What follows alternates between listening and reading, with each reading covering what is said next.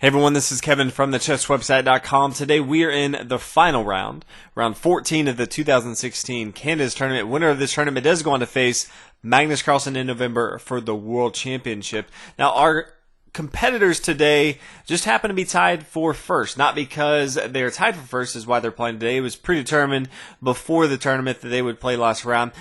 Just for the chess fans, it just so happens that they are number one and tied for first. So Sergei Karjakin playing the white pieces from Russia. His opponent, Caruana from the United States, playing the black pieces. If you're not too familiar with the situation, Vishy Anand tied today against Peter Svidler. And so with that, Sergei Karjakin can win the tournament with either a win or a draw. So he just has to draw, and he wins. Fabiano Caruana playing the black pieces.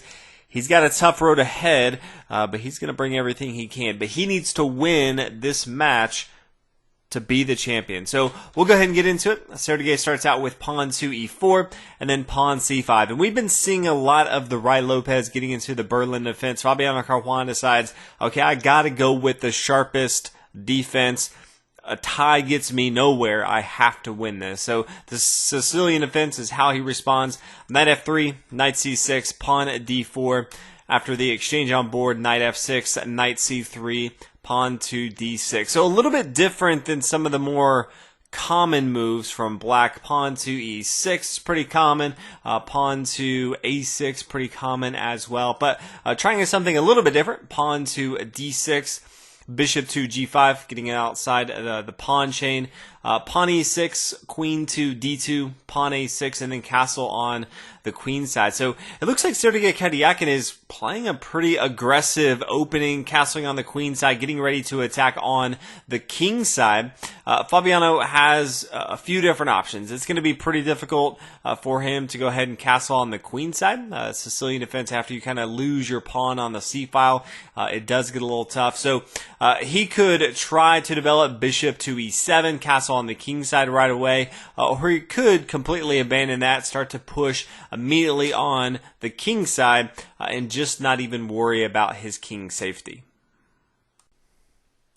Black continues with bishop to d7, a pawn to f4, so immediately starting to attack on the king side. Pawn h6, forcing the bishop back, and then pawn b5. So Fabiano starts to attack on the queen side. Bishop takes on f6, and then pawn captures on f6. And this is one of those moves where if you kind of look at it, you can see Fabiano's approach. He is not going to do the common, safe, my opponent knows exactly what I'm going to do, which would be queen to f6. This is definitely the most common, straightforward path. Pawn takes on f6 is pretty much saying that he may not castle on the king side. Now, he could still castle on the queen side.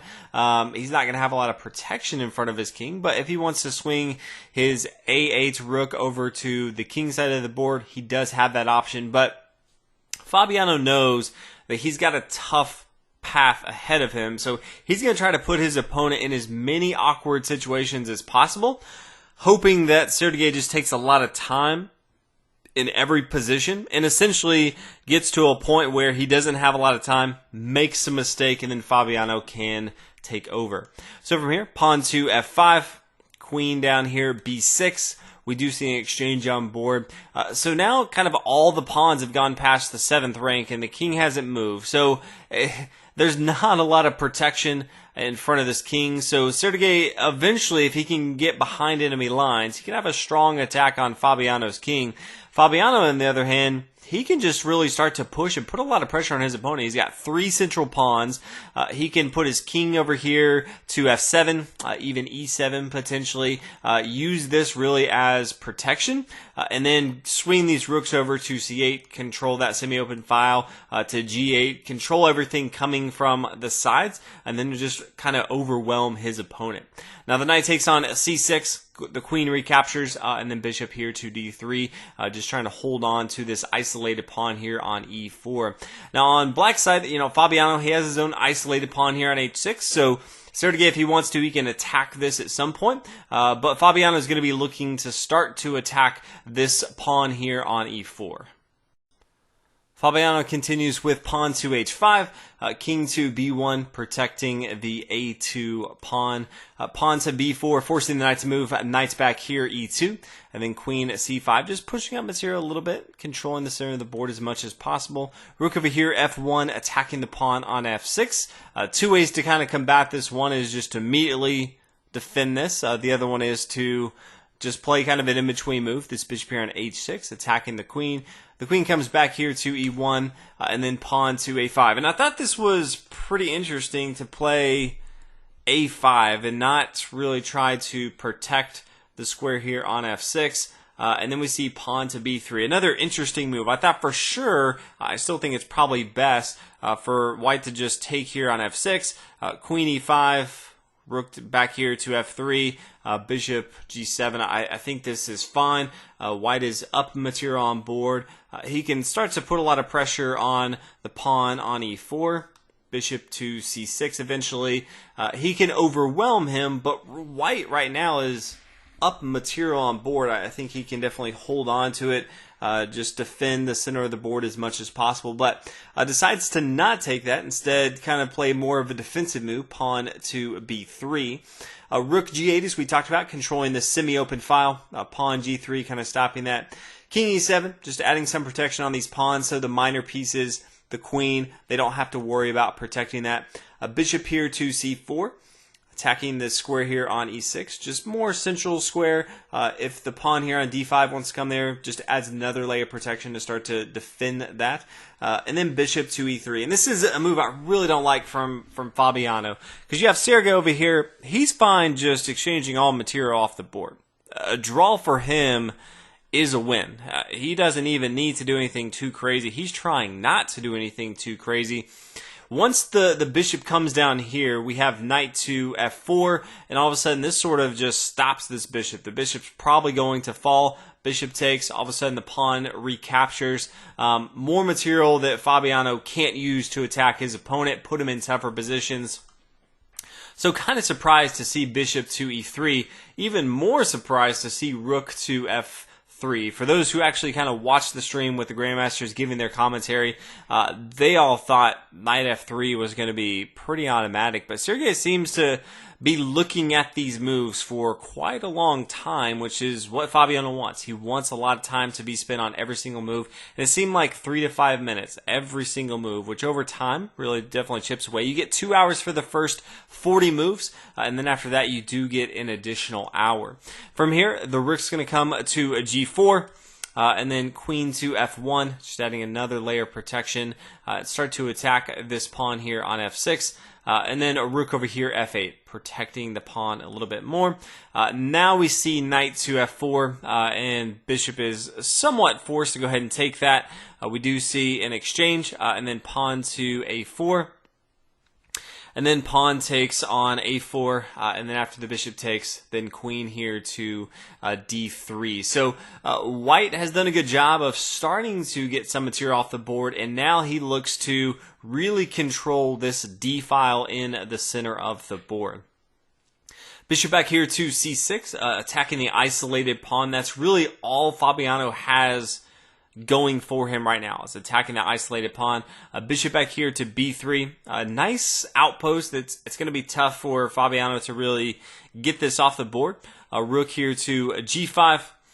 Pawn to e5, which is another interesting move. It gives up a pawn on board. Now, white can kind of shift his focus to start to attack this now isolated pawn on the b-file. Fabiano can either try to protect this pawn here or completely avoid it and try to attack over here on the king side. But right now, Fabiano, all of a sudden, he's winning. This is a position. He's up a pawn in material. He's controlling the center of the board. So things right now look very bright for Fabiano. And both sides have about 20-25 minutes left in the game. So they don't have a ton of time to be thinking about all their moves.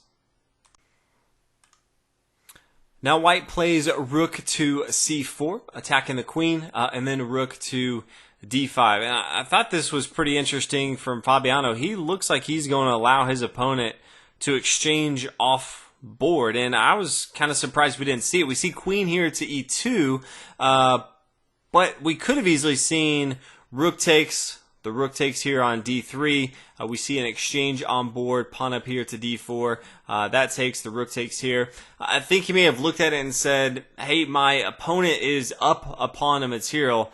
I need to keep as much material as I can to maybe get a different, better position on board, because he looked at this and maybe calculated and said, I think I'll lose in this position. I can't gain that pawn back potentially. So in this position, he just didn't really like it. You're going to see the rook swing over here to b8, protecting that isolated pawn. So as we do come back on board, the queen is going to come to e2. Now the black king or black queen goes back to b6. Now rook over here to h4, starting to attack the isolated pawn here on h5. Also a discovered attack with the bishop attacking the rook here on d5. As you can imagine, the rook almost has to move. It still wants to maintain control of the h5 square and attack the queen. The queen comes back here to d3, just adding pressure on this d file right here. And then bishop to g2. And this was another interesting move that a lot of the commentators, they did not think they would see. Pawn to d5 makes a lot of sense. It kind of blocks a lot of this pressure from this light square bishop. This square right here is being protected by the bishop and the rook right here. So it's going to be tough for a lot of crazy shenanigans. All in all, this is pretty good. Now, Fabiano was getting pretty bold. He said, I'm going to go ahead and play my bishop down here to g2. Then he wants to play d5 and then bring his bishop back here to e4. A much better outpost move for his bishop, still controlling this long diagonal, but definitely a pretty optimistic view of kind of how this would go. Rook back here to d4, so not nearly going to be as strong now to bring his bishop back, but pawn to d5, as we talked about, queen here to d2, and then rook to e4. And this is kind of a crazy move if you think about it. And this is where he kind of puts his opponent to the test. The entire tournament hinges on this one move. Sergei Karjakin has about 14 minutes left on the clock in this position. As he looked at it, it's very tough to find the best move. Now, the best move on board is actually rook takes on d5, sacrificing the rook after the pawn takes here on d5 for the queen to come up here to d5, threatening mate with queen to d7, putting a lot of pressure on his opponents. There's not a lot of great squares for black to defend this. To be honest, we could have rook to d4 and just try to give some of that material back. Queen takes on d4, the queen takes, rook takes up here, and then rook over here to b8, trying to hold down this material. All of a sudden, black is down a pawn, and he's, for the most part, trying to hold on to a pawn or a draw in this position, but still pretty tough. But if we come back after rook here to e4, any other move from white but beyond rook takes on d5, it pretty much loses. It's going to be super tough for white to really hold on, just adding too much pressure on board. In the end, Sergei thought for about 5 minutes, and he did find the move. Rook takes on d5. Very, very strong move. Play continues as we talked about. Pawn takes on d5. We now don't see rook to d4. Instead, we see a queen to c7. Just trying to hold on, does not want to get checkmated, and then queen to f5. And this is a move that Fabiano said that he didn't really calculate the entire line. He didn't see queen to f5. He may have been trying to calculate queen to h5. Even if he didn't calculate queen to f5, it's still a very, very much losing position. It's going to be tough for Fabiano to kind of hold on to this. Rook to f7. Bishop takes on f7. There's no way to really stop the attack right here. Queen to e5, rook up here d7, king f8, rook to d8, and in this position, Fabiano resigned. As far as how it could continue, you may say, hey, he could just take here on f7, but this is still going to be tough to hold on to. We have queen here to h7. The king is pretty much forced to come here to e6, and then queen to d7 would be checkmate. No other moves are good as well. They all end in mate. So Fabiano gave his best effort. I applaud him for finding the craziest lines he could possibly find in this Sicilian defense. But all in all, Sergei Karjakin, he fended him off, played extremely well, and not only got the draw, but got the win. So Sergei Karjakin, winner of the 2016 Canada's tournament, he will represent Russia and face Magnus Carlsen in November for the World Championship. So we definitely have some youngsters. I know in the previous rounds we've had Magnus Carlsen versus Vishy Anand. So I think it'll be an exciting match.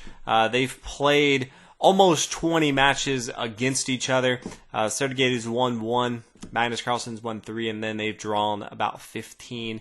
Just to kind of give you some historical reference on how they've done against each other. All in all, I think it's going to be great. Both players are playing extremely well. My guess is Magnus Carlsen will win. I just think he's that strong. But I am extremely excited for November to see these players face off. Hopefully you enjoyed this tournament. A lot of back and forth. The leaderboard just got so congested at the top. It was anyone's game for a long time. So it's exciting to kind of see every day, people going from first to third to tied for first. Then it all comes down to the last match, and we got to see 2 players actually play for the title. So thanks for watching all the videos of the coverage. And I will see y'all in the next one. And definitely in November, we'll be having coverage of every round of the World Championship. So thank you guys, and I'll see you later.